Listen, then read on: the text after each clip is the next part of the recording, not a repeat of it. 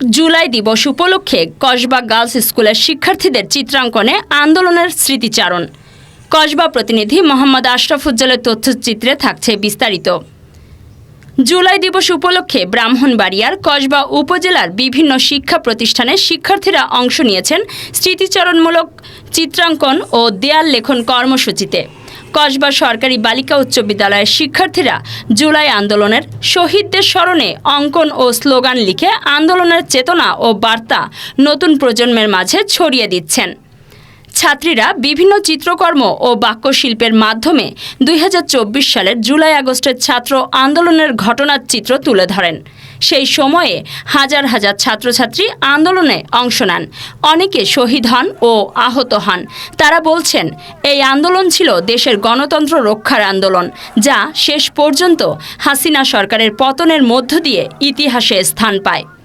সাধারণ ছাত্রছাত্রী বলেন, আমরা এই চিত্রাঙ্কনের মাধ্যমে একটি বার্তা দিতে চাই, যেন আর কখনো আমাদের ভাই বোনদের জীবন এভাবে ঝরে না যায়, জনগণের অধিকার হরণ না হয়।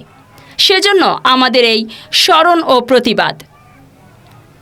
আরেক শিক্ষার্থী বলেন, জুলাই আমাদের কাছে শুধু একটি মাস নয়, এটি অন্যায়ের বিরুদ্ধে রুখে দাঁড়ানোর এক অনন্য ইতিহাস।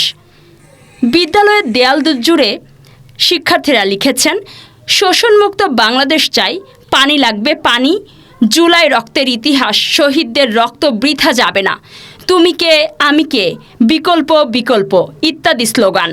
উনি ব্রাহ্মণবাড়িয়া জেলার কসবা উপজেলা। এটা কার স্লোগান ছিল? এটা ওনার স্লোগান ছিল। যখন আন্দোলন হচ্ছিল তখন উনি পানি নিয়ে সবাইকে সাহায্য করছিল আন্দোলনের মাঝখানে। ওইখানে উনি শহীদ হন, সবাইকে পানি সার্ভ করছে। উনি মানে চিৎকার করে সবাইকে বলছে যে পানি লাগবে পানি। ওইখানে ধুলা দেন যারা পুলিশটা যে ইয়াগুলা করছে দেন ওইখানে। হ্যাঁ, এটা আমরা আমাদের নিজেদের উদ্যোগে করছি। স্কুলের সব স্টুডেন্টরা মিলে এটা করা হচ্ছে জুলাই মাসের জন্য। আমরা 2024 সালে জুলাইতে এটা করেছি, এই ব্রিজে করেছি আর বিভিন্ন জায়গায় করেছি আমাদের জন্য। আমাদের স্কুল থেকে টিচার দিয়েছে, খায়ুল স্যার দিয়েছে আমাদেরকে সবগুলি মানে যাবতীয় খরচপত্র সবকিছুই স্কুল থেকে দেওয়া হয়েছে। আমার নাম ইবাক্তার, আমি কসবা সরকারি বালিকা উচ্চ বিদ্যালয়ে 8ম শ্রেণীর ছাত্রী। এটা হচ্ছে আবু সাইদের ছবি। আর আমি উনি তো আমরা সবাই জানি যে ওনাকে গুলি করা হয়েছে। উনি নিজের দেশের জন্য বলছে যে আমি বুকের ভেতর আমার অনেক ঝড় আছে, তারপর আমি বুক পেতে দিয়েছি, আমাকে গুলি কর। সে উদ্দেশ্যে আমরা ওনার ছবিটা অঙ্কন করছি, দেশের জন্য আমরা করছি। আমিও বলতে চাই যে তোমরাও এই দেশের জন্য এটা এগিয়ে আসো, আমাদের সাহায্য করো, এগুলো করো। এরকমই না নিজে আমাদের। আমার নাম আজমির আলুমাত ইউসরা।